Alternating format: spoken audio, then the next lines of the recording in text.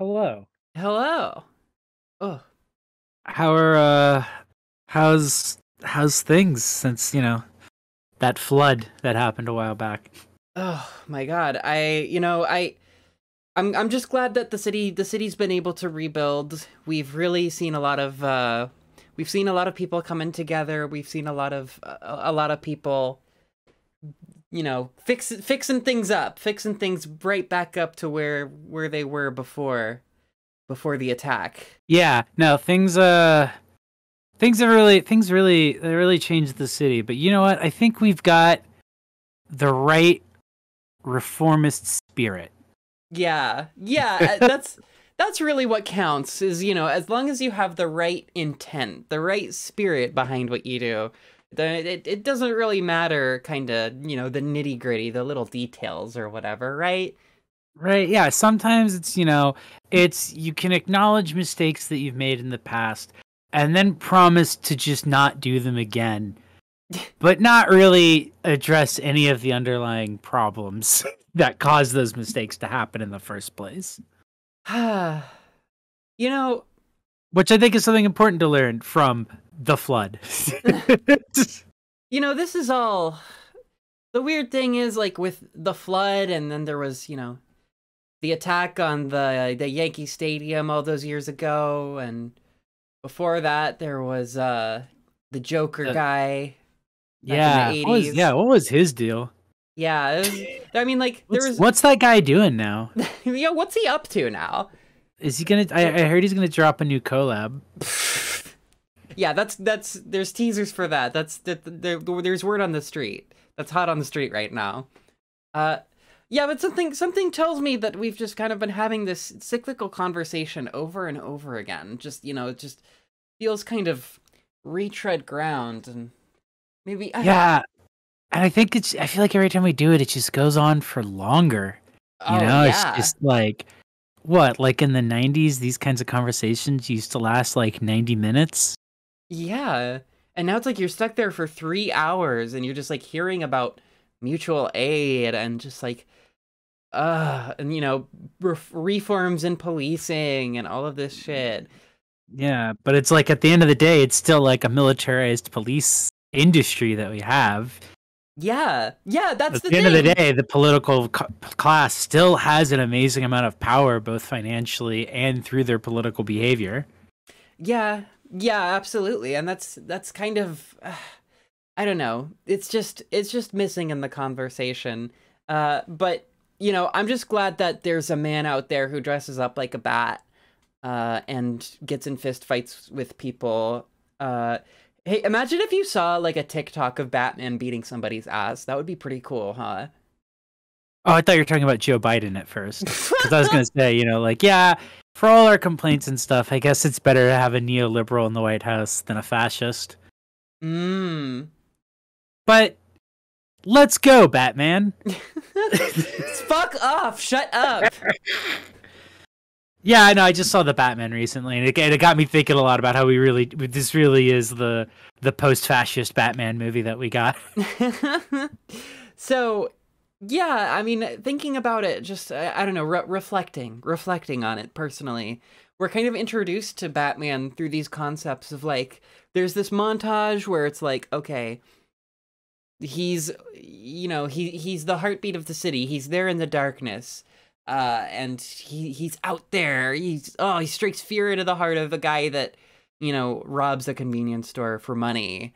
Who bumps into a police car, and the police are just like, "Hey, watch it, pal," and then he kind of just runs away. And then he strikes fear into the heart of these anarchists that vandalize the Bank of Gotham. Oh, they're so scared of him. But the actual thing that he chooses to kind of the crime that he chooses to fight seems to be this like roving gang of like guys who just commit random assaults and film them for I guess Gotham So, TikTok. so that is called the knockout game. No, okay. That was like a right-wing scare thing. Oh, okay. I'm glad I brought it up. So Yes. I felt like it was them kind of like Batman as like starts the film out as like the right wing response to crime rates, And I felt like, I don't know if it was intentional or if Matt Reeves was just like thought that the knockout game was real. But I felt it was like a really nice touch to have the crime that he like intervenes on be one that was like specifically like right-wing propaganda crime, like the latest crime trend, the knockout game, and have that be the thing that he intervenes on while it's setting up this idea of like Batman as a force that rules by fear and intimidation and a sort of panopticon effect created by the shadows, which the film then like critiques. Yes. But yes, no, that's the crime he intervenes on is a bunch of guys are just gonna knock a dude out, and they're like, if you want to be part of our gang, guy with half of our gang face tattooed, face makeup on, you got to play the knockout game. Which you want the other half of your face to look Insane Clown Posse'd out. Which I don't want to critique the presentation of it. You know, it's a really good scene. I felt that montage is like a really great introduction to the city and the world that we're living in for this movie.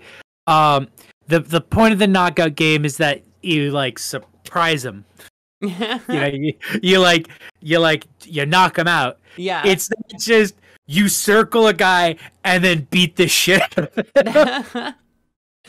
Yeah, absolutely. But it is this sort of like neocon reaction to just like, oh, what if like someone was doing a gang initiation and you were the person, like you had to get hit a bunch. What if you got hitted? Yeah. Which, you know, I don't know. I'm in a very weird place with this movie. Maybe a little propaganda I can have as like a treat. A little. Yeah. A little bit. I mean, as it, you know, it is the best superhero movie in post like Spider-Man 3. Yes, unequivocally. But it is still a superhero movie, and as such, it is still propaganda. Yes, absolutely. So really, yeah, where to start? I mean, just on that front, to kind of talk a little bit about the propaganda aspect. Although maybe we can shelve that for a little bit later. Because I do want to touch on just like the things that I did like about this. Yeah. No, let's open with the strengths of this film, because I think ultimately we both enjoyed the movie. I really enjoyed the movie. I had a wonderful time. Literally one of the first time I can think of in ages where I went and saw a long action film, and wasn't fucking bored. And didn't want to leave like an hour in. Absolutely. And like the way that like, so Matt Reeves, creator of Cloverfield, which I think it's inexplicably a movie I've seen like 20 plus times. It's a good movie. It is, to be fair, it is a very good movie. I think Cloverfield is a fucking awesome movie. I have a really wonderful time. Also directed Let Me In, the like American remake of Let the Right One In, which everybody says is supposed to be good. I think I remember trying to watch it and being like, eh. Yeah. No, I never saw it. I forgot that he did the 2 Planet of the Apes movies that people said were like actually good. I never saw them. I never saw them either, but I'm like really curious to watch them now, actually. Yeah, no, I mean it's fucked up, but those are both movies I've always heard people say like, no, these are actually like shockingly good action movies, despite being like these bizarre Planet of the Apes ape reboots. Yeah. Absolutely. And I think it all kind of comes down to like his touch, his like obsession with like style, and that's really the thing about the Batman that I loved the most is the way that it used like the darkness, the way that it, you know, kind of had all of this like cinematography that was like really, really deeply entrenched in the sort of like stylistic history of Batman. Like it was pulling from like animated series, Batman Beyond. It was pulling from like the 80s films. And it was also really addressing complaints that people seem to have with the Nolan Batmans. Oh yeah, absolutely. The lack of a detective Batman, the trashism of the Nolan films. Yeah. The way in which like so much of that style of action movie feels like the scenes are just cut together in editing, but not really thought of in terms of like the shots actually being constructed beforehand, which I know they're not. I know that it's not how they're filmed, but that's Right. always kind of like how they feel because they're always so frantic. Whereas this is a film that has like set pieces. This is a film that has like constructed shots where if you see something, it wants you to actually see it, and if you don't see something, it's because the movie wants you to fill in that gap that you're not seeing. Absolutely. I mean, the Nolan trilogy to me represents this like total lack of like style, just like really just kind of focused on like the structure, and just like Batman ends up feeling like Master Chief in those movies. He's really textureless. Yeah. And obviously there's like all of the big complaints about how the fight scenes in the Dark Knight trilogy are just god awful, which they are not in this movie. And Matt Reeves, the Batman, they're very steady. He's got When such a there's good that eye. car chase scene, I was just like, holy shit, I can see what's happening. Yeah, you can I tell. can follow the sequence of events that I'm being shown. That's like really where you can like see that difference between like Nolan and that sort of like post Nolan-esque era of like how action scenes are filmed, and like a dude who actually is not just trying to make a movie that'll play to like international audiences and people who like watch TikToks 3 seconds at a time. Yeah, 100%. It's very clear, and it's just really stylish. I don't know, the work that went into the look of this film. I don't want it to go unappreciated. Like all of these little things. I keep thinking about like the shackle that's around the Riddler's neck, like toward the end of the film when he's talking to Batman in Arkham, that is clearly just decorative and like there to be cunty, but doesn't, like, he could just take it off. The detail of like his costume at one point being revealed to literally just be something you can buy in a surplus store, Yeah, yeah, and then like absolutely. explicitly saying that that's what it is. It's just surplus store clothes. Right. Yeah, 100%. And like all of the characters, all of the casting, I mean, that's really what like made me salivate over this movie, right? It was like I heard that there was going to be a Batman movie directed by Matt Reeves. Okay, I'm already there. But like Robert Pattinson is Batman. This sexy little freak Robert Pattinson plays emo twink, uh, you know, upset Batman. Who constantly has his eye makeup running. Yes, yes, he's got the full eyeshadow. He looks beautiful. Just I mean, the rest of the cast: Paul Dano, Jeffrey Wright, Zoe Kravitz, John Turturro, fucking Colin Farrell. It's irresistible. It's totally irresistible.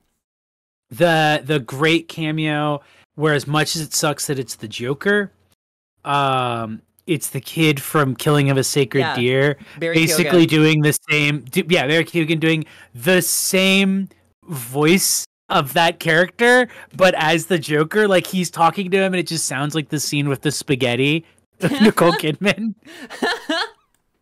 I can't tell you how fucking excited I am for Barry Keoghan as the Joker. I literally I cannot believe they finally cast somebody where I'm like, I will go and see this Joker. Yeah, I will see this Joker day fucking one, just like I was there Yeah. for day one of Matt Reeves' Batman. Yeah, They have finally figured out how to trick the weird little freaks like us into seeing superhero movies, and it's by good stunt casting. but make it be a movie that is for cockroaches, and also shoot it good and make it look good, and I'll watch it. And you know, we'll talk about the writing and the propaganda aspect, but like, hey, listen, it's sexy. Robert Pattinson's a sexy little horrible little man. You know, I'm with Kojima on that one. He's very wonderful here. I think that like the most important kind of like character aspect of this film was that it was funny, especially like it. I don't want to go so far as to say the film doesn't take itself seriously. It takes itself a little bit seriously. I mean, they have that like Nirvana remix and shit. But that opens and closes the film. So funny. Yeah, very funny. There's like the Ave Maria stuff, which is really corny. But like, it's so aware of Batman as a sick individual. Yeah. A truly fucked up, horrible man. The scene of him, like, watching Zoe Kravitz change and just having the least possible, like, erotic way of doing so. It's just like, I am watching you change purely for detective purposes, ma'am. The fucking interaction he has with her, where he's just like not even trying to like address her problems. He's just like looks her in the eyes and he's like, the cameras are working. So sexy. He's like, yeah. He's incapable of recognizing that he's horny. He's like totally like, he's just this arrested development, like reclusive, emotionally distant, like, he's incredible. Zoe Kravitz is this kind of like, I think that her writing is a little bit hit and miss. She's this kind of like fiery sort of, I don't know. She's written like lightly bisexually as well. Yeah, no, I think she's probably one of the weakest parts of the film. She's written too much like a Catwoman and from like any other Batman movie. Yeah, I mean, it all comes down to like these movies they're kind of afraid to imagine the full sort of subjectivity of someone who would be in a position like Selina's. It just feels it feels so much like it's positioning her as this like hothead who's like so hard to understand, that it doesn't really humanize her very well. I don't know. She isn't really given any like room to have like a character arc. Like she does, but like she doesn't really, you know? Yeah. Yeah, as good as John Turturro is, I like it's by necessity the whole thing feels a little stilted, just as far as her, I don't know, her involvement with the plot. It feels a little... It feels like if there was anything you would cut for runtime, it would probably be like a good chunk of her storyline and having her be more of an incidental character than she is. Which shouldn't be the case, because Catwoman rules. Yeah, I know. And Zoe Kravitz as Catwoman is really good casting. Yeah, she's incredible, and she should be much better than she is. I mean, you know, her performance is fine, but just like, I don't know. That being said, there was just some really great stuff with her. I like the contact camera scene of just like Batman like ordering her around and shit. Just really delightful. The way he like first meets her at the cat burglary place and is like, wow, you did that good. Yeah, through just her being a little freak. Yeah, through her the movie has this like sort of De Palma-ish angle of it, of just this sort of like body double, or even like a rear window, or just like some shit like that. Like she's this, I don't know, she creates this sort of like pervert tension. Yeah. In the overall arc of things. Speaking of perverted tension, Paul Dano is the Riddler, who keeps sending Batman all of these like cutesy little cards about how much he loves him and is so excited to meet him and is happy to be working with him, blah, blah, blah, blah. Which leads to one of the funniest scenes in the film where he just keeps saying, Bruce Wayne! Like he knows who Batman is, and then it's just revealed that he's like, anyway, yeah, I hate that guy, but I love you, Batman. I like can't tell how tongue-in-cheek the character is being in that scene, but it's like extremely funny. That whole sequence of them like meeting for the first time and like the Riddler is just having this like fan out freak out moment. It's just like, just like yelling. Great yells in this movie too. Oh yeah. I loved Jeffrey Wright's performance because it was very much like him channeling like the 90s cartoon Detective Gordon. Yeah. And I fucking love that. I fucking love that performance. He literally, he felt like the animated series commissioner. And you know, all of the stuff that felt similar to the animated series was just like so welcome in contrast to, I don't know, some of the more big space marine man, Batman, fucking military Batman. Yeah, Like make militarized Batman. demilitarize Batman, please. Make him a little scrawny goth. Who's in a weird relationship with Alfred. Yeah. Yeah. Who's in a weird daddy boy relationship with Alfred. Andy Serkis, and it's just like a weird. He just comes across as like this most like silver daddy rendition of Alfred that I haven't really seen before, but it's like so sexy. It's good. It's one of the first times I've seen that sort of dynamic where Alfred's kind of like, oh, I'm taking care of Bruce Wayne. Yeah. Is actually presented in like a dynamic that they have that is not like, my confidant Alfred, my butler, but is like, there kind of is like a tension of like, Bruce Wayne is the one with all the power, but Alfred is like the one with the sort of like paternalistic role towards him. Yeah. Yeah, absolutely. And they have all these kind of like couples fights, and Alfred has to like make it up by solving Bruce's little mysteries. His little puzzles. Yeah. Gay couple who has the "you're not my dad" argument. Aww. And finally Colin Farrell, here in Pasta Face doing some real Italophobia here. Don't know how I feel about it. But you know, he does a pretty good like cartoonish penguin guy, I guess. I loved his penguin, even if it was a lot problematic. I feel like they made him a really bad Italian stereotype because they probably realized that with Penguin's design, if you didn't, he will look dangerously close to a Jewish stereotype. Like dangerously close to like a really problematic, like a really offensive stereotype. And so I think taking it in like an Italian direction was to kind of like not disguise that, but sort of like point it away from like the fact that like, yeah, the rich capitalist guy with a long nose. Who secretly controls things behind the scenes. Yeah. When you put that in live action, that's going to have a much more loaded meaning than when you just draw him like a funny little penguin man. But yeah, I think that's a lot of the good. Yeah. But it is still a DC superhero movie. Yeah. And so unfortunately, there's the not so good. Yeah. Well, okay, so yes. So this movie has definitely some weird ideas about, I don't know, crime and punishment, the way about a lot of things, I think, actually. Where should we start? What's the best?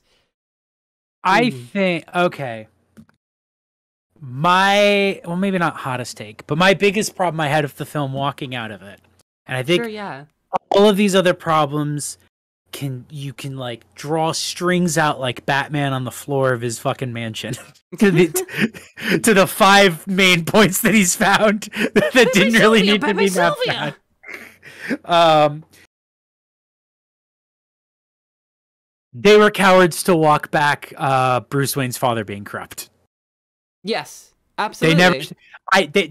They walked it back to a point where there's still a degree of like Thomas Wayne did get a journalist killed, but you know, like that happens sometimes, which is bullshit.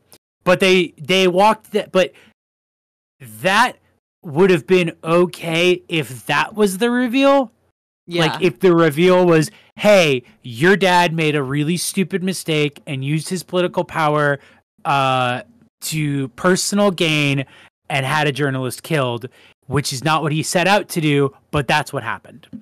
Let's and then the fact that they like even go like, also, I mean, like the journalist was writing a hit piece on your mom, and like that's shitty, right? Like it's okay to have her killed, to have a man killed. Well, okay. I mean, like, maybe I just have to kind of get into the mind of, Thomas Wayne himself. Maybe let's do, like, kind of a role play exercise. So you be the assassin who I told to take care of a journalist. You tell me as the assassin that you just killed, had that person killed. Don't worry, Mr. Wayne. I shot him. What?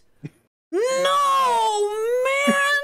I said take care of, you killed him? What? Yup, just like you said. Make the journalist not print a thing. Which the way to do so is to kill him. Hey, he's not gonna be printing anything any longer. It would be really funny if they printed. It's really funny if it was published anyway because the article is finished. Yeah, I mean, ideally. Yeah, no. So, like, even if it was revealed in just the way they walk it back, I think that would have been enough of a reveal of corruption that Thomas Wayne wasn't perfect in the way that Bruce Wayne idolized him as. But they didn't. They reveal that he's, like, as corrupt as every other politician in the movie, and then walked that back so that you're like, okay, well, he's not that bad.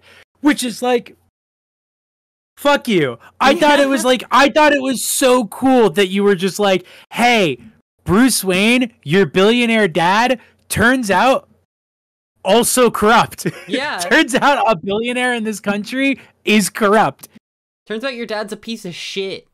And you're probably all these expensive toys you've been playing with, literally paid for with a man's blood. Blood money. Throw all your toys in the trash. You're a hypocrite, Batman. Like, how ballsy would that have been? Not just for, like, the lore, but just for creating, like, a much more well-rounded, complex Bruce Wayne. Because then you could have it be like, okay, my parents didn't live up to the ideals that I thought they did, but, like, I want to. Like, I want to be better than my parents. Yeah. And I want to make real what they did not make real, what they said that they were going to do and didn't do. That's such a much more interesting character motivation, and also acknowledges the fact that, like, even the most well-intentioned people with power and money and privilege, it is very easy to make corrupt decisions. Yeah, well, I mean, the movie seems to want to say that kind of thing so bad. It seems to want his parents to be just, horrible pieces of shit so that it can have a more well-rounded, like, critique of, like, how things have gone in America and how justice works and how that is racialized, which is a thing that this movie kind of wants to talk about, kind of doesn't. We get this Batman that's modeling, by the end of the film, this sort of mutual aid kind of justice, this, like, restorative kind of justice, which is a really kind of awkward handling of very recent American history stuff and conversations that we've been having. But for it to kind of let all the air out of the balloon as far as, like, him being the inheritor of, a lineage of shit, a lineage of just, like, billionaires who have taken advantage of people across various social lines and things like that. Like, throwing that out makes absolutely no sense. Yeah, no, and like, from that comes the problems with the rest of the film, right? Absolutely. The weird, yes, the police are corrupt, but not all of them. Not corrupt in a way that's implicating. Yes, all politicians are bought and paid for by basically actual or essentially criminal enterprises. Yeah. But not this one. She means it. She's real. She actually believes in the people. I mean, that I just chalk up to a lack of imagination and just not being a smart enough film to grapple, or maybe being, like, an insidiously smart film to grapple with those in ways that minimizes them, right? And like I said, it's the said near the start of the episode. It's a very liberal, and I would say specifically neoliberal because it's very individualist, very individual solutions oriented thing, answer to the problems of fascism, which is that like, oh, well, we'll just fix it. Yeah. We will simply help each other and our neighbor and join hands together.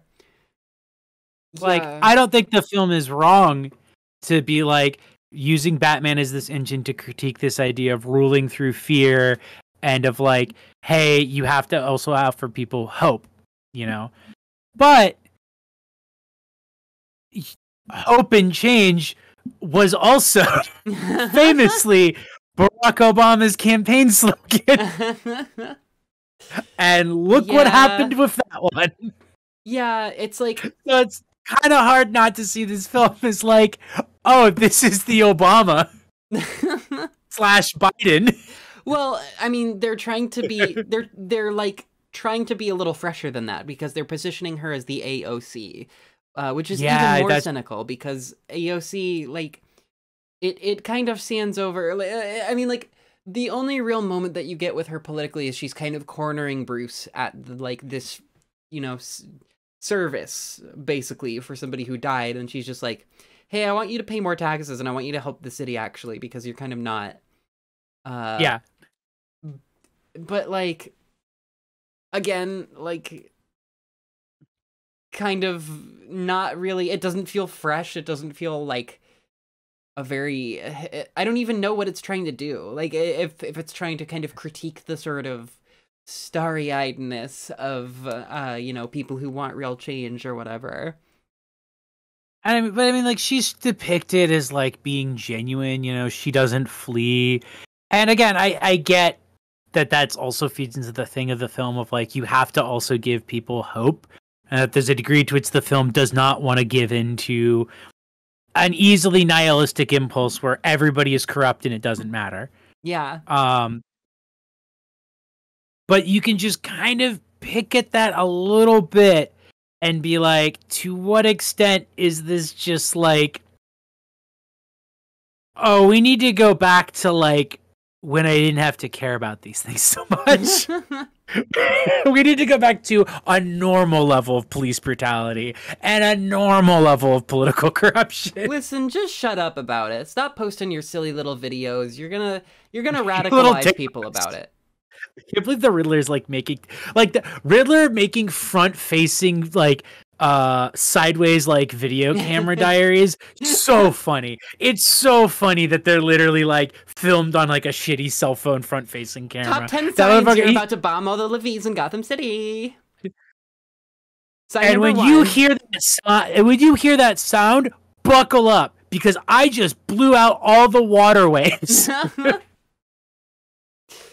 I want to know who Riddler's like YouTube editor is for his like BuzzFeed Unsolved style video that he sends to the press. Did he pay for that to be done? It was really fancy. It was a Fiverr job. Oh my god. He has somebody in like his Discord DMs who he's abusing into doing that for him. His fucking like 4chan MySpace board that he posts on, like it looks kind of like a Chan board, but it's like apparently like you also have your own personal profile on it. Yeah, and that's where he's uploading his videos. He's got almost 500 followers. Some real fucked up types. I love the way that line was delivered because it's clearly supposed to like, oh, the payoff of that is that's why there's a bunch of Riddlers at the thing is because he has a lot of people. But a cop just saying, whoa, he's got 500 followers is like, I mean, yeah, so does your friend from high school who never left the city. Like that's not really a like, that's an easy amount of followers to get. So does my fucking grandma. Yeah, like, you know, not if you don't have 500 followers, you know, that's fine. But it's like, yeah, if you're making for a guy who's making like basically content that is on the news, 500 followers is not a lot of followers. Yeah, I mean, It's hard to But say. I get it, because they couldn't say he has like a million followers or something, and then it's like, oh, but only like 12 guys showed up to the Riddler con. What's the funniest amount of followers for the Riddler to have? 2.6K. Just right there, right in that area. Right in that area, yeah. It's always a little bit like, the white school shooter is kind of the new... It's become the new sort of, like, focus of attention for people who want to exact a certain... I don't know if I want to call it, like... I don't know, the TFW no GF type of person who gets... frequently, who becomes this type of character in this type of thing, and it becomes kind of a weird sort of like self-aware privilege conversation that I find a little bit annoying.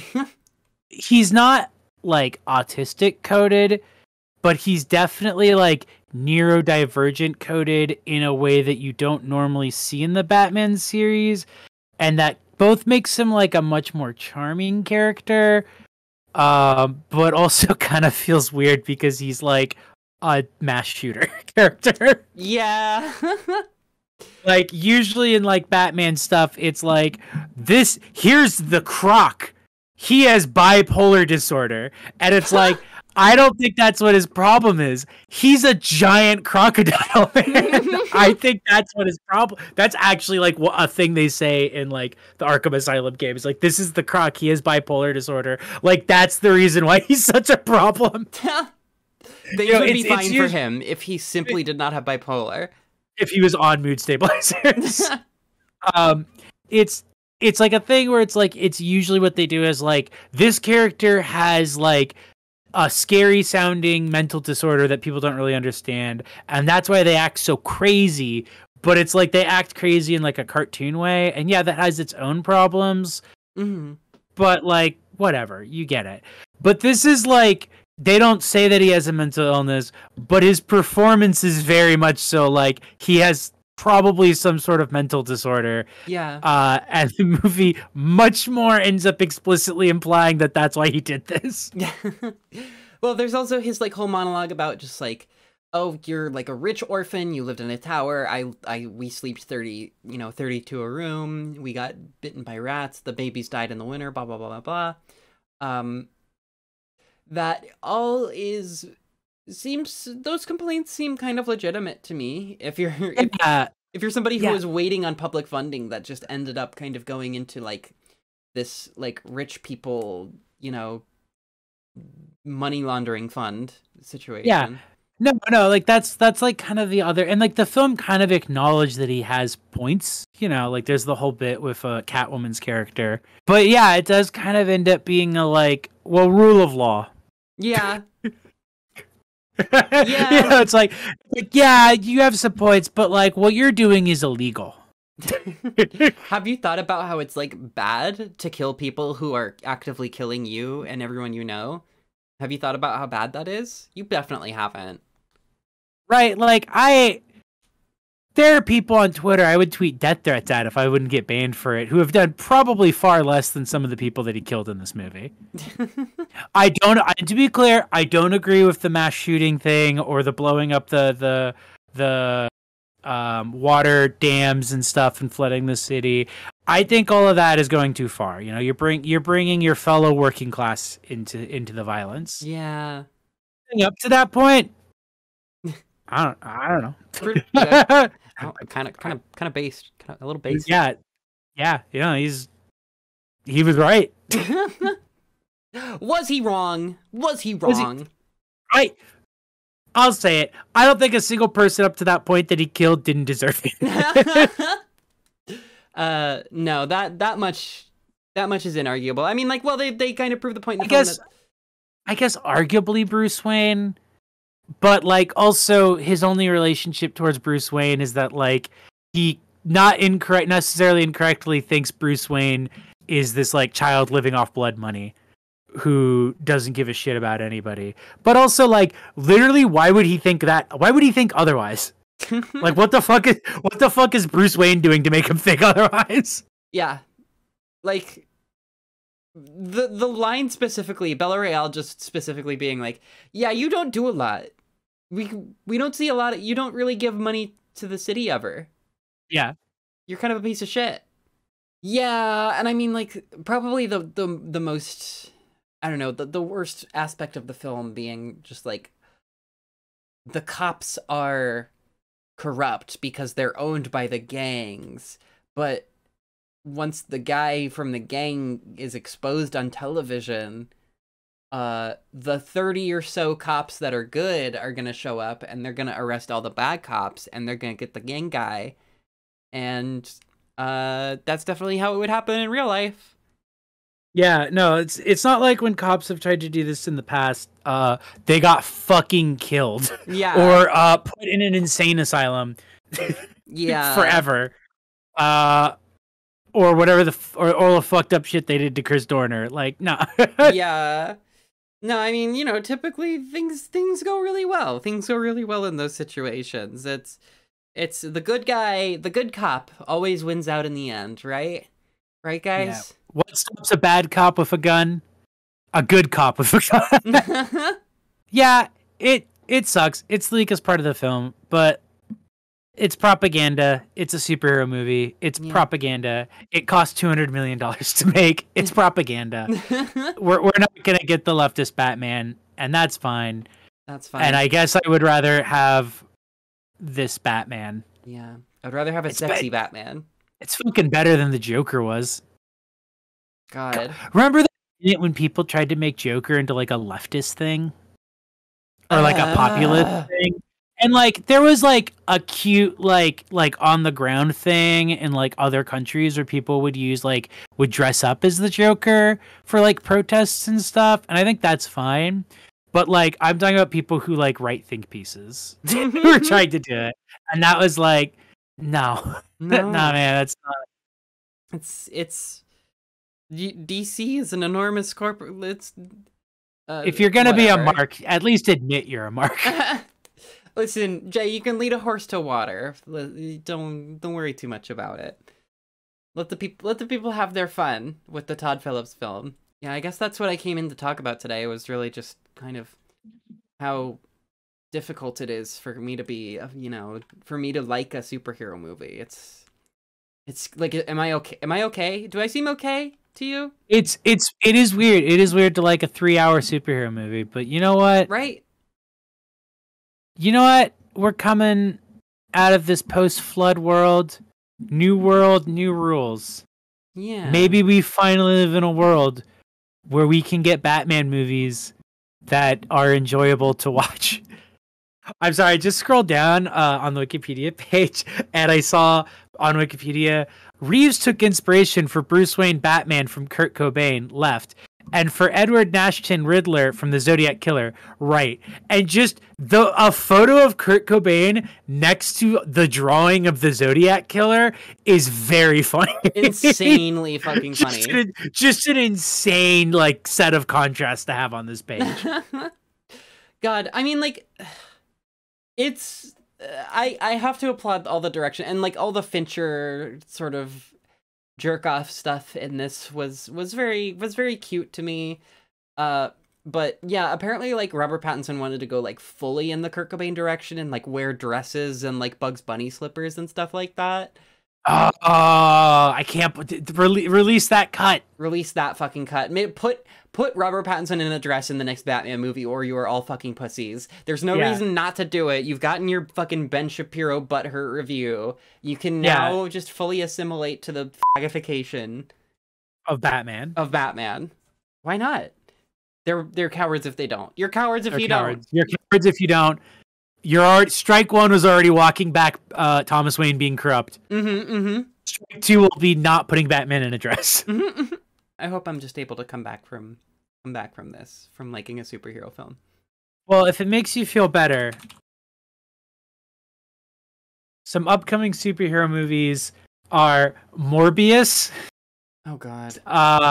Doctor Strange in the Multiverse of Madness, Kill me. Wakanda Forever, Kill me. Thor, Love and Thunder, Kill me. Black Adam, Kill me. The Marvels, The Flash, Aquaman and the Lost Kingdom, Shazam, Fury of the Gods, Guardians of the Galaxy 3, Cool. that weird movie where it's like Batman and Batdog.